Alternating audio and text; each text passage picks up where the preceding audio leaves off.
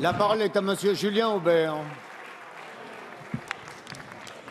Ma question s'adresse à Monsieur le Premier ministre.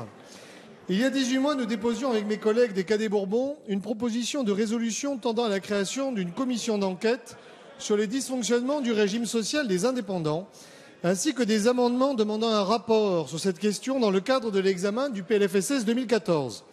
La réponse de Mme Touraine se résumait, comme d'habitude, par un simple « tout va très bien, Madame la Marquise ».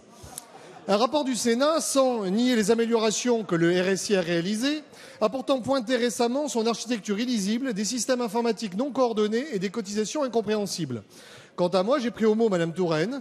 Ayant traité plusieurs dizaines de dossiers au fond et les ayant signalés au RSI, malgré des courriers apaisants, je n'ai constaté aucune amélioration pour les cotisants.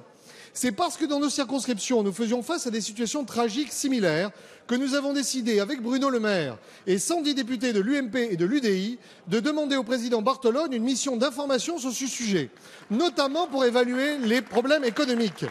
Nous pourrions vous parler de ces personnes qui attendent depuis plusieurs années leur retraite ou qui sont obligées de retravailler parce que leur dossier a été perdu, de ces artisans qui paient leurs cotisations et à qui le RSI envoie les huissiers saisir leurs biens au nom d'un soi-disant retard de paiement, ou enfin de ces chefs d'entreprise qui, pris à la gorge, craquent et finissent par mettre fin à leur jour. Alors que vous vous apprêtez à faire voter la loi Macron, ou en tout cas vous tentiez, loi Macron qui aura perdu beaucoup de temps à déstabiliser les professions réglementées, il est temps de s'attaquer aux problèmes qui ont un véritable impact sur l'économie de notre pays et de mettre en place des solutions concrètes. Le 9 mars prochain, une manifestation réunira dans les rues de Paris ces milliers d'indépendants qui n'en peuvent plus. Quelles mesures entendez-vous prendre afin de sauver les entrepreneurs de ce pays? Faut-il une fusion entre la sécurité sociale et le RSI? Comment secourir les naufragés du RSI? Quelles améliorations dans le poids des charges? Quand on s'attaque au vrai combat, Monsieur le Premier ministre, il n'y a pas besoin de 49.3, il n'y a pas besoin de béquilles. La parole est à Madame Marisol Touraine, ministre des Affaires sociales et de la Santé. Merci Monsieur le Président, Mesdames et Messieurs les députés, Monsieur le député Julien Aubert. Nous sommes extrêmement vigilants, le gouvernement est extrêmement vigilant à la situation que connaissent des indépendants vis-à-vis du RSI.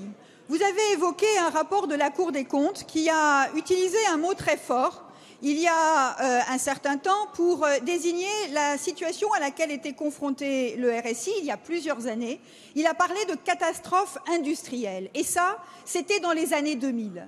À partir de là, des décisions ont été prises pour améliorer la situation des artisans, des commerçants vis-à-vis du régime social des indépendants.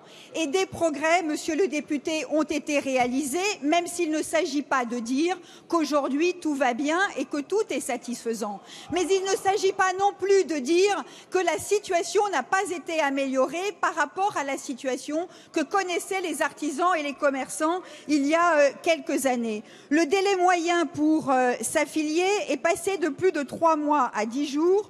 Aujourd'hui, et ce n'est pas un succès phénoménal, plus de 80% des appels téléphoniques reçoivent une réponse. Ça n'est pas suffisant, c'est mieux qu'avant. Et le nombre de réclamations a très fortement diminué. Cela, monsieur le député, ça n'est pas moi qui le dis, ça n'est pas le gouvernement qui le dit, c'est un rapport parlementaire de monsieur Cardou, sénateur, et Jean-Pierre Godefroy, également sénateur, donc la majorité et l'opposition. Au-delà, nous devons faire en sorte de poursuivre l'amélioration et une remise à plat de l'ensemble des caisses de régime de sécurité sociale est en cause, mais je veux le dire, est en cours, mais je veux le dire, monsieur le député, la situation et les difficultés qui existent ne doivent pas autoriser certains à considérer qu'ils ne doivent pas contribuer à la sécurité sociale et à appeler à un mouvement de